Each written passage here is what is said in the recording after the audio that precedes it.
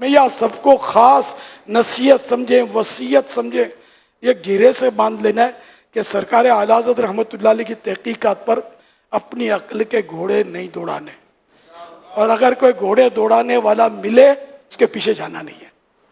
بڑے کتنا ہی بڑا نام اعلیٰ حضرت زندہ باد، ان سے کوئی بڑا ہوگا تو دیکھیں گے، ہو تو ہمیں پہچان نہیں ہے، اس لیے ہم نے اعلیٰ حضرت ہماری سمجھ میں آ گئے ہیں،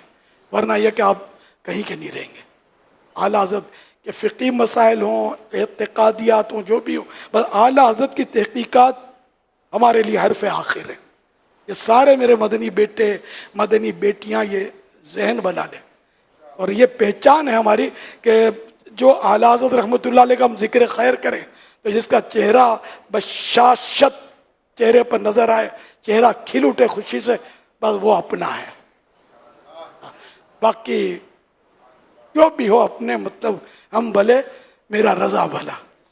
خلاص۔ باقی ہم تو اعلیٰ حضرت کی خیرات پر پل رہے ہیں، کم از کم میں تو اعلیٰ حضرت کے ٹکڑوں پر ہی جی رہا ہوں۔ سچی بات یہ ہے کہ اعلیٰ حضرت امام احمد رضا خان رحمۃ اللہ علیہ مجھے نہ سنبھالتے تو خدا جانے میں کہاں ہوتا۔ یہ اس دور میں اتنے بڑے امت کے محسن ہیں الحمدللہ، اور ان کی ہر بات قرآن و حدیث کے مطابق ہماری، اسی لیے تو ان کی تحقیقات پر آنکھیں بند ہیں، اعلیٰ حضرت کی تحقیقات پر، کہ ان کی جو بھی تحقیق ہے قرآن و حدیث کے مطابق ہے، اپنی گھر کی بات نہیں ہے،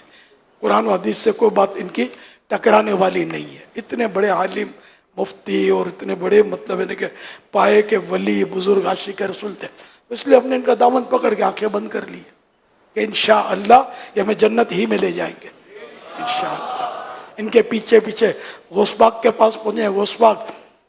ہمیں اپنے نانا جان صلی اللہ علیہ وسلم کی خدمت میں پیش کریں گے، اور یوں انشاءاللہ باغ جنت میں محمد مسکراتے جائیں گے، پھول رحمت کے جھڑیں گے، ہم اٹھاتے جائیں گے۔ یہ ذہن بنانا بہت ضروری ہے، ورنہ آپ لوگ اور آپ بھی آگے یہ میں نے جو بھی عرض کیا ہے اس کو آگے بڑھاتے رہیں، ہماری نسلوں میں اس کو نافذ کریں، انشاءاللہ بیڑا پار ہوگا انشاءاللہ۔ فیضان اعلیٰ حضرت جے